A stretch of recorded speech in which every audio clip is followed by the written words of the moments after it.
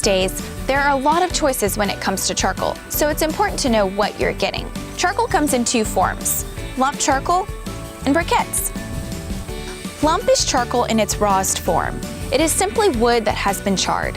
It can come as a mixture of hardwoods or as a single species such as mesquite. Since it is raw wood, there is not a consistency in its shape or size. Briquettes, on the other hand, are all uniform shapes. To make a briquette, lump charcoal is ground up into bits and then pressed together in a pillow-like shape and then held together with a binder. But not all briquettes are created the same.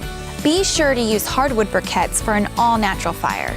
Other briquettes may include chemical binders, cedar wood, and actual coal. Cowboy hardwood briquettes, for example, are an all-natural briquette. We simply grind up hardwood lump and form it into a briquette using a vegetable starch binder. No extra additives, no chemicals, so you know exactly what you're getting. For either option, a chimney starter is a great way to get cooking fast. Spread the coals around and cook with the lid closed for the greatest smoke flavor. You'll light them and let them burn down to a gray tone.